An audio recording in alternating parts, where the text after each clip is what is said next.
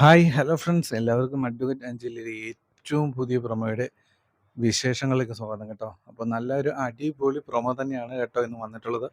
അപ്പോൾ അതിനു മുമ്പായിട്ട് ഇന്നത്തെ എപ്പിസോഡ് നിങ്ങളെല്ലാവരും കണ്ട് കാണുമെന്ന് ഞാൻ പ്രതീക്ഷിക്കുകയാണ്. വളരെ നല്ലൊരു എപ്പിസോഡ് തന്നെയായിരുന്നു കേട്ടോ. എന്താണെങ്കിലും ഇന്ന് വന്ന പ്രൊമോയുടെ കാര്യങ്ങളിലേക്ക് നമുക്ക് കിടക്കാം.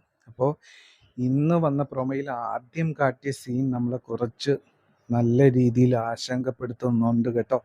കാരണം ശംഖുചക്രം തറവാട്ടിൽ വലിയൊരു കൊടും ചതിയുടെ പ്ലാനിങ് നടക്കുകയാണ് കേട്ടോ.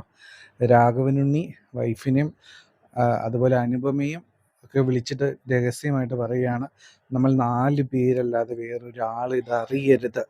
നാളെ അർജുൻ്റെ കല്യാണം നടത്താനായിട്ട് ഞാൻ പോവുകയാണ്. അപ്പോൾ ഒരു മനുഷ്യന് ഇതറിയാൻ പാടില്ല. നമ്മളിത് നാളെ ഈ പ്ലാനിങ് നടത്തും. അതിനു വേണ്ടിയിട്ട് അവനെ മണ്ഡപത്തിലെത്തിക്കണം. ആ ഒരു ചുമതല നിങ്ങളിൽ ആര് ഏറ്റെടുക്കും എന്ന് രാഘവനുണ്ണി അനുപമയോടും ഭാര്യയോടെ കേട്ട് ചോദിക്കുകയാണ് കേട്ടോ. അപ്പോൾ വലിയൊരു ചതിയാണ് നടക്കാനായിട്ട് പോകുന്നത്.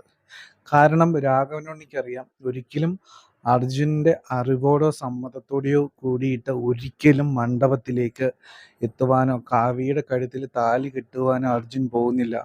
അപ്പോൾ ചതിയിലൂടെയും വഞ്ചനയിലൂടെയും അല്ലാതെ ആ ഒരു സംഭവം നടപ്പാകാൻ പോകുന്നില്ല എന്ന് രാഘവനുണ്ണിക്ക് അറിയാം. അതുകൊണ്ടാണ് അയാൾ ഇങ്ങനെ ഒരു പ്ലാൻ ഇട്ടിരിക്കുന്നത്. അപ്പോൾ ഇതിന് പിന്നിൽ പ്രവർത്തിച്ച കാര്യങ്ങൾ ഒരിക്കലും രാഘവനുണ്ണിയുടെ മാത്രമല്ല.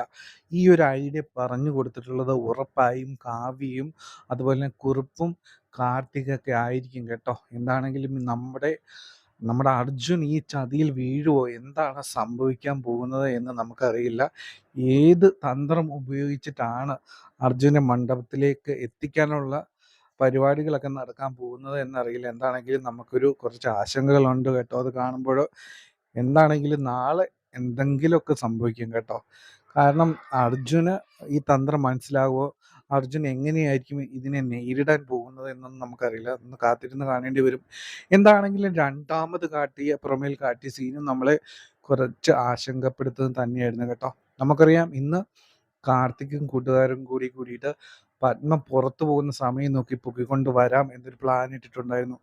ജീവനോട് കൂടി തന്നെ പത്മയെ കാർത്തിക്കിന് വേണമെന്നാണ് കാർത്തിക് പറഞ്ഞിട്ടുള്ളത് കേട്ടോ. അതായത് ഇത്രയേറെ ബുദ്ധിമുട്ടിച്ച പത്മയെ അവൾ ഒരിക്കലും മറക്കാത്ത ഒരു സമ്മാനം അവൾക്ക് കൊടുക്കണ്ടേ എന്ന് വളരെ ക്രൂരമായ മനസ്സോട് കൂടിയിട്ടാണ് ഈ കാർത്തിക് പറഞ്ഞിട്ടുള്ളത് കേട്ടോ. കഷ്ടകാലം എന്ന് പറയട്ടെ, നമ്മുടെ പത്മ ഈ ഗുണ്ടകളുടെ മുമ്പിൽ തന്നെ പോയി പെടുന്നതാണ് പ്രൊമോയിൽ നമ്മൾ കണ്ടത്. ഇത് നമ്മളെ നല്ല രീതിയിൽ ആശങ്കപ്പെടുത്തുന്നുണ്ട് കേട്ടോ. അപ്പോൾ പത്മയെ കണ്ടിട്ട് എടി നീ പത്മയല്ലേ എന്ന് പറഞ്ഞിട്ട് പത്മയെ പിടിക്കാനായിട്ട് ചെല്ലുന്നു. അപ്പോൾ പേടിച്ച് വിറച്ച് നമ്മുടെ പത്മ ഓടിപ്പോവുകയാണ് കേട്ടോ. ഇങ്ങനെയാണ് പ്രൊമോയിൽ രണ്ടാമത്തെ സീൻ കേട്ടത്. എന്താണെങ്കിലും പത്മ രക്ഷപ്പെടും എന്നാണ് നമ്മൾ പ്രതീക്ഷിക്കുന്നത് കേട്ടോ.